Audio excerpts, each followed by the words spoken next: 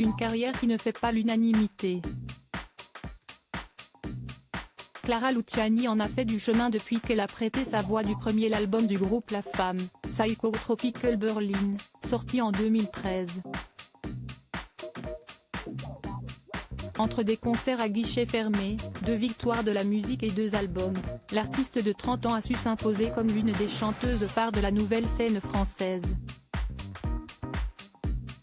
Et le succès risque une nouvelle fois d'être au rendez-vous avec la sortie de la réédition plus pop et disco de son disque Cœur. Si ses parents sont rassurés de la voir au sommet de sa gloire, il en est tout autre pour sa grand-mère, comme l'a révélé la pétillante compositrice et sur le plateau de l'émission Le Grand Échiquier à Versailles, diffusée ce lundi 5 décembre sur France 3. Au téléphone, elle continue de me demander quand est-ce que je vais reprendre mes études, a-t-elle dévoilé à la présentatrice Claire Chazal. Et de poursuivre, parce qu'elle dit que les galas c'est bien, mais qu'il faut quand même revenir à la fac. Une petite confidence qui n'a pas manqué de susciter le rire auprès des autres invités, et notamment Patrick Bruel. Si l'amour et la fierté de ses parents lui donnent confiance, Clara Luciani a également levé le voile sur les raisons de cette belle notoriété.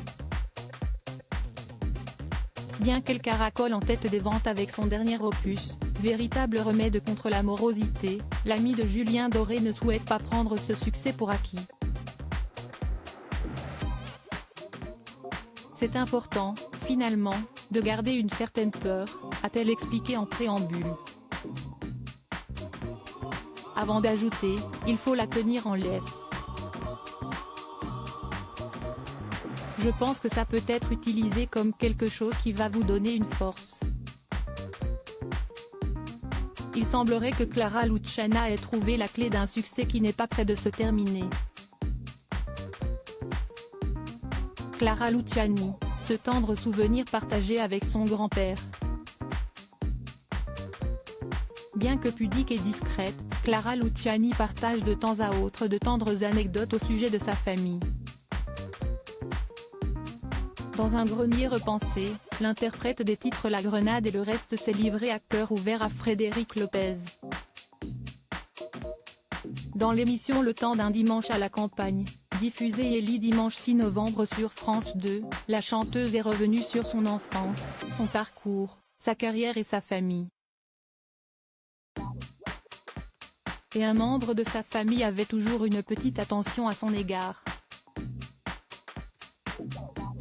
Quand elle était petite, son pépé Jeannot avait coutume de lui enrouler une friandise dans le journal La Provence. Un souvenir qui l'a profondément bouleversée. C'est mon grand-père qui faisait toujours ça quand on allait chercher le journal, a-t-elle expliqué à l'animateur. Et de poursuivre, j'ai mis très longtemps à comprendre que ce n'était pas une fée qui les mettait là, mais que c'était lui. Crédit photo, capture d'écran Le Grand Échiquier à Versailles, France 3.